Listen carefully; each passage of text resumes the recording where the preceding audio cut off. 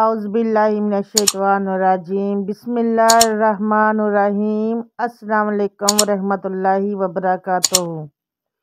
ہمارے نبی کریم صلی اللہ علیہ وآلہ وسلم تشریف لے جا رہے تھے، پیچھے سے آواز آئی، یا رسول اللہ۔ تو آپ نے پیچھے مڑ کر دیکھا تو ایک ہرنی گلے میں رسی اور چارپائی سے بندھی ہوئی آپ کو پکار رہی تھی۔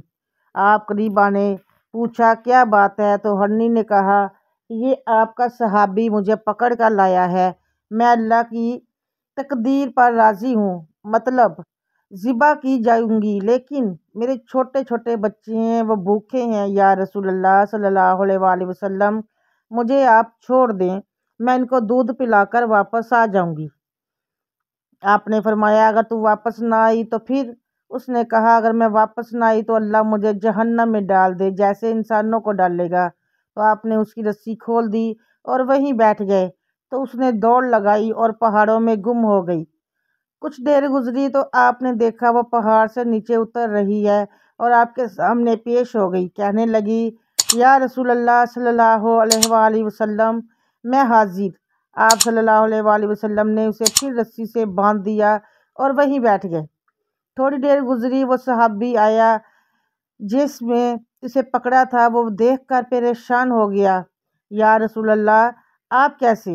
آپ صلی اللہ علیہ وآلہ وسلم نے فرمایا، بھئی میرا ایک کام ہے چھوٹا سا، یہ ہرنی میں تم سے ہدیہ مانگتا ہوں، یہ ہرنی مجھے ہدیہ کر دے۔ اس نے کہا، یا رسول اللہ صلی اللہ علیہ وآلہ وسلم، ہم جان قربان کر دیں آپ پر، یہ ہرنی کیا چیز ہے؟ آپ نے کہا، بس ہرنی چاہیے۔ تو آپ نے اس کی رسی گلے سے نکالی اور کہا، چلی جا اپنے بچوں کے پاس۔ تو بھائیو، کم سے کم ہم ہرنی جیسی سچائی تو سیکھ لیں۔ چلیے اب چلتے ہیں آج کے وظائف کی طرف۔ اللہ رب العزت نے ہم پر اپنا خصوصی کرم، فضل اور احسان فرمایا کہ ہمیں آج زندگی کا ایک اور مبارک دن عطا فرمایا، اور آج کا یہ دن عطا فرما کر خصوصی طور پر ہمیں یہ موقع فراہم کیا کہ آج کے اس دن میں ہم زیادہ سے زیادہ اللہ رب العزت کی رضا اور خوشنودی حالے اعمال کر کے اللہ کو راضی کر سکیں، اور اس کے ساتھ ساتھ اپنی غلطیوں، کوتاہیوں، نافرمانیوں پر توبہ و استغفار کر کے اللہ سے معافی مانگ کر دونوں جہانوں میں کامیابی حاصل کر سکیں۔ اللہ رب العزت سے دعا ہے کہ آج کے اس دن میں ہمیں خاص طور پر ہر کام، ہر مقصد میں خصوصی طور پر کامیابی عطا فرمائے۔ آمین ثم آمین یا رب العالمین۔ اور آج کے اس دور میں ہمیں ہر قسم کی پریشانی، مشکل اور آزمائش سے اللہ رب العزت محفوظ فرمائے۔ آمین، جزاک اللہ۔ آج جمعۃ المبارک کا مبارک دن ہے، اور اس مبارک دن بارے میں احادیث میں بہت سے اس کے فضیلت اور اہمیت کے بارے میں حضور صلی اللہ علیہ وآلہ وسلم کے فرمان ہیں، جن میں ایک فرمان یہ بھی ہے کہ جس کا مفہوم کچھ اس طرح سے ہے کہ جمعۃ المبارک کے دن دو گھڑیاں ایسی ہیں کہ جن اوقات میں اللہ رب العزت بندے کی دعا کو قبول فرماتے ہیں، تو وہ دو اوقات کون سے ہیں؟ ایک جمعۃ المبارک کے خطبے کے درمیان، دوسرا وقت جمعۃ المبارک کے دن نماز عصر کے بعد کی گھڑی ہے۔ ویسے بھی نماز عصر اور نماز فجر کے بعد کا جو وقت ہے، یہ بہت ہی زیادہ قیمتی ہے، جس کے بارے میں اللہ رب العزت کا فرمان ہے، حدیث قدسی ہے، جس کا مفہوم کچھ اس طرح سے ہے کہ اے بندے، تو فجر اور عصر کی نماز کے بعد مجھے تھوڑی دیر کے لیے یاد کر لیا کر، میں درمیانی اوقات میں تیری کفایت کروں گا۔ تو جس شخص کو اللہ رب العزت کفایت کا وعدہ کر لے، اور اتنے سے کام ہے کہ فجر کے بعد، فجر سے یعنی زوال کا وقت ہے، یعنی جو فجر کے بعد اللہ رب العزت کا ذکر کرتا ہے اور عصر کے بعد کرتا ہے، تو فجر سے عصر تک اللہ رب العزت اس کے معاون اور مددگار ہوتے ہیں، اور عصر کے بعد کرتا ہے تو عصر سے دوبارہ فجر تک اللہ رب العزت اس کے معاون و مددگار ہوتے ہیں۔ تو جو کوئی شخص فجر اور عصر کے بعد کے اس وقت کو قیمتی بنا کر اس میں اللہ رب العزت کا ذکر، اللہ رب العزت کی تسبیحات بیان کرنا شروع کر دے، تو اللہ پاک درمیانی اوقات میں اس کی مدد فرمائیں گے، تو اسے ہر کام، ہر مقصد میں خصوصی طور پر کامیابی عطا فرمائی جائے گی۔ اللہ رب العزت سے دعا ہے کہ اللہ پاک ہر وقت میں ہمیں اپنے ذکر میں مشغول رہنے کی توفیق عطا فرمائے، اور خاص طور پر ان 2 اوقات میں خصوصی طور پر ہمیں اللہ رب العزت اپنے ذکر میں مشغول رہنے کی توفیق عطا فرمائے۔ آمین ثم آمین یا رب العالمین۔ آج میں آپ کے لیے ایک خاص سا وظیفہ لے کر حاضر ہوئی ہوں، جو کہ جمعۃ المبارک کے دن کے حوالے سے خاص ہے۔ اگر آپ میرے چینل پر نئے ہیں تو چینل کو سبسکرائب ضرور کر دیں اور بیل آئیکن کو پریس کر دیں تاکہ نیو ویڈیو کا نوٹیفیکیشن آپ کو مل جایا کرے۔